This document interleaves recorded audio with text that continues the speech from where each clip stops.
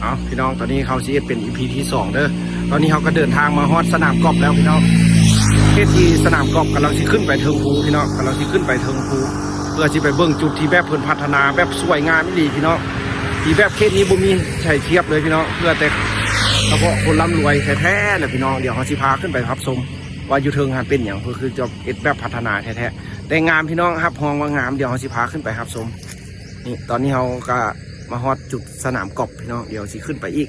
เอาพี่น้องยังบ่ไก่เดี๋ยวนี้เขาได้ครึ่งนึงแล้วขึ้นไปนี่จะมีตะภูพี่น้องเดี๋ยวเขาสิพาขี่เบิ้งเส้นทางที่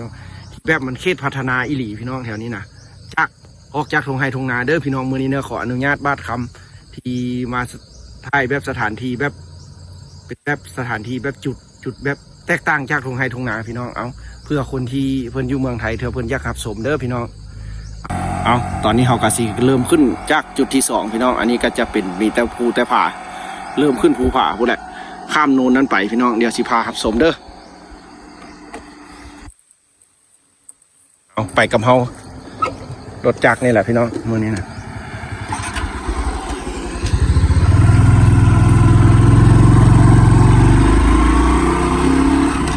เอาไปเที่ยวน้ำกันพี่น้องเลยเส้นทางแถวนี้จะต่างจากบ้านเราหลายเนาะเพราะว่ามันงามภูมิคุ้มจักกันเลยแหละพี่น้องเลยนี่ก็จะมีศาสตร์พระภูมิอยู่นี่พี่น้องสาธุเด้อไปมาขอผ่านทางผ่าน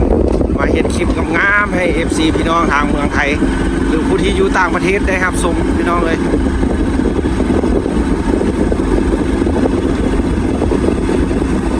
แบบสถานที่เฉพาะคนรวยอันนี้เส้นทางเฉพาะคนรวยเด้อพี่น้องเลยได้หากคนบ้านนอกเข้าไปได้พี่น้อง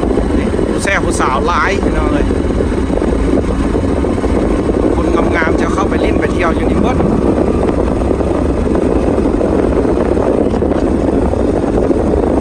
อยู่ด้านในจะมีแขกต่างประเทศหลายพี่น้อง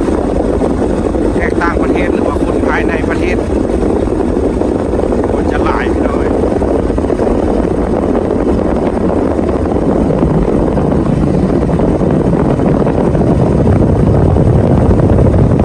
เป็นวิวแรงๆเด้อพี่น้องเลยแรงๆเดี๋ยวจะพาพี่น้องขึ้นไปสูงภูเขาสูงสถานที่คนรวย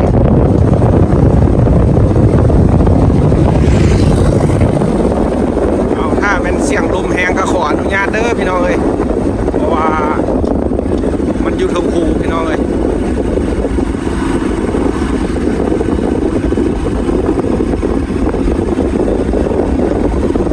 ตอนนี้เราขึ้นมาได้ภูนึงแล้ว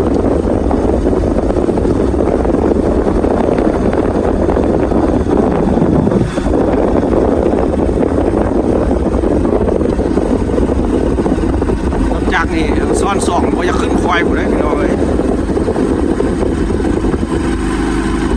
เพราะว่าบ่อนนี้ก็เป็นสถานที่สุดของภูเขาควายพี่น้องเลย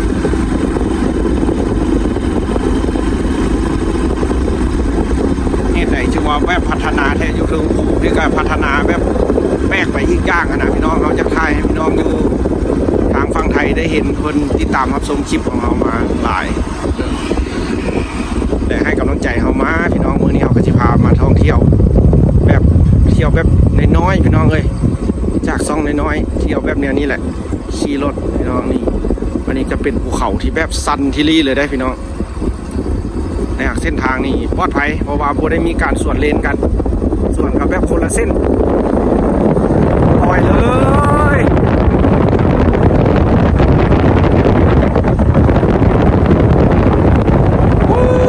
เส้นทางกลางภูเขาไว้เลยงานลมแหงเลยน้องความกวนพอมันอยู่ตรงภู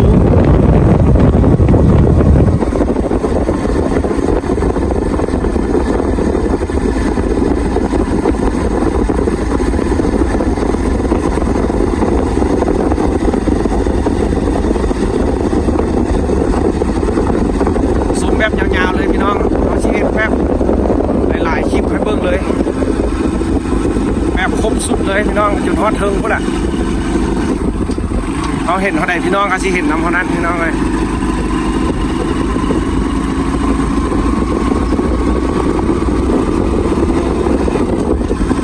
แบบอยู่บ้านคนเพิ่นบ่พัฒนาพี่น้องเพิ่นมาพัฒนาอยู่ป่าอยู่ดงเบิ่งเส้นทางเขาจะสะอ่อนในเส้นทางเนี่ยถ้าได้แบบนี้เข้าไปบ้านเขานี่โอ้ยสมบูรณ์งาม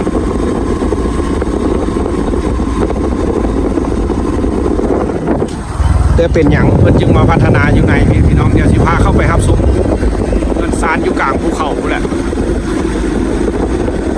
ไปเบิ่งความงามอยู่ตรงนู้นพี่น้องสำหรับคนที่ยังไม่เคยมาเด้อคลิปนี้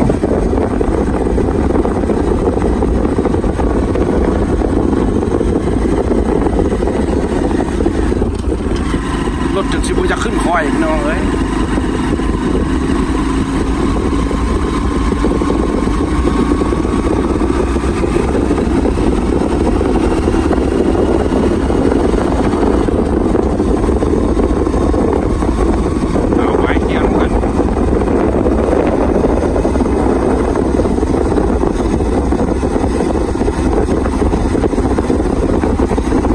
ทางนี่ผมว่าสวยงามตั้งแต่เริ่มเข้ามาหาจุดฮอดสุดพุ่นแหละนะครับ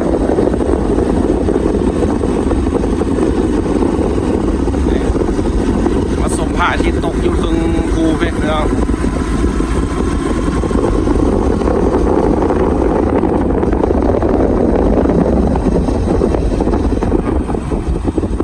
โอ้ล่ะพี่น้องโอ้สีฮอดแล้วได้สีฮอดแล้วพี่น้องวิดภูเดียวนี้แหละไปพี่น้องเที่ยวน้ำกัน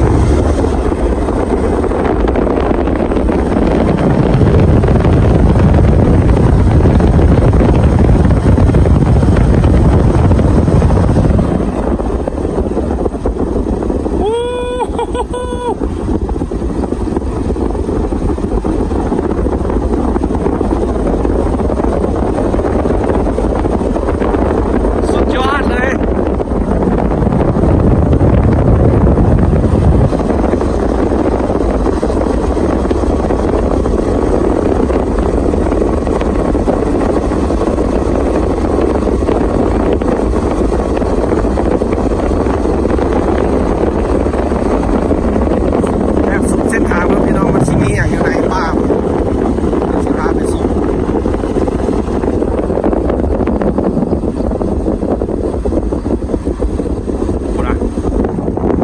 จะมีพนักงานยามอยู่ตลอดเส้นทางได้พี่น้องหรือว่ามานี่สะดวกสบาย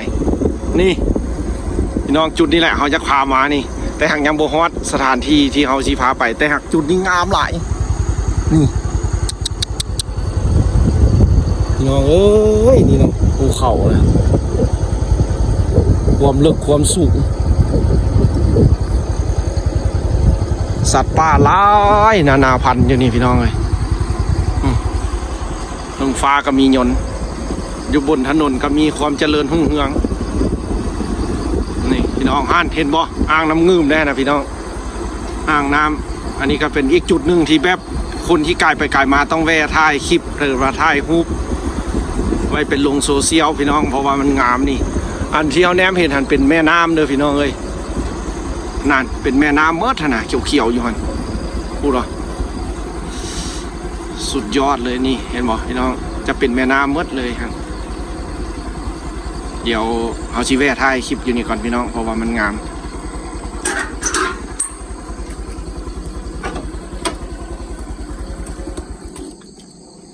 มาเล่นวะเฮ็ดเวียกอยู่นี่เลยวะโอ้เพิ่นให้เข้าไปบ่ในฮะให้เข้าอยู่วะให้เข้าไปแต่ว่าท่าเรือว่าแต่ท่าเรือวะโอ้ตัวนั้นจุดไกลๆหันเพิ่นเปิดแล้ววะเดี๋ยวนี้อันเรือล่มหันน่ะโอ้เขาบ่ได้ไปเวียกพื้นที่อยู่หันบ่เอ็ดอยู่นี่เด้เอ็ดตัวลุ่มนี่วะโอ้เอามาแต่ใส่นี่บ้านนี่น้ำมากนี่วะโอ้บันเกิดเอาโชคดีขอบใจเด้อเอานี่อันนี้เพิ่นก็มาเฮ็ดพนักงานอยู่นี่พี่น้องมาลิ้นถ่ายคลิปให้เพิ่นเบิ่งเนาะอันนี้ก็เป็นอีกจุดหนึ่ง อันนี้เป็นพนักงานที่เพิ่นแบบมาเอ็ดเวียกอยู่นี่พี่น้องหนุ่มเบาเรียกพี่น้องหาเงินอยู่นี่พี่น้องสถานที่นี้ก็จะจ่ายแต่เงินบาทกับเงินดอลลาร์กับเงินหยวนพี่น้องเลยเงินกีบเขาก็สีส่วนน้อยหันพี่น้องเขียวๆหันก็จะเป็นอ่างน้ำเงิมเด้อพี่น้องเลยนั่นก็จะเป็นอ่างน้ำเงิมหันพี่น้องบอนที่เขาสิเข้าไปหาพี่น้องเข้าไปเที่ยวชมอันนั้นก็เป็นตึกที่แบบเพิ่นพัฒนาอยู่กลางป่ากลางดงที่เขาเริ่มต้นจากการเดินทางมาเพื่อจิมาเบิ่งจุดนี้พี่น้องแต่หากสิพาพี่น้องขี่ลงไปพูดแหละไปจนฮอดพูดแหละไปยืนอยู่ข้างหน้าพูดแหละตอนนี้ถ่ายเอาวิวอยู่นี่ก่อนพี่น้องเพราะว่ามันงามพี่น้องเลยถ้าผู้ใดที่เข้ามาเที่ยวชมพี่น้องนี่ก็เป็นคลิปพื้นฐานเด้อถ้ามาเบิ่งจริงๆกับซีมันงามกว่านี้พี่น้องพูดนะความอุดมสมบูรณ์หน่อไม้กกตองอาหารป่าสัตว์ป่าจะลุ่มพลเมืองบักเลิกเหวนะฟังเสียงน้ำโตนขุมเบื้องแต่อันนั้นเป็นแล้วไฟฟ้าแห่งสูงเห็นบ่เขาแนมเห็นขาวๆอยู่ครับขาวอย่างก็จะเป็นแล้วแห่งไฟฟ้าแห่งสูงเอาเดี๋ยวเข้าไปน้ำกันพี่น้องเดี๋ยวลงไปน้ำกันอีกบาทหนึ่ง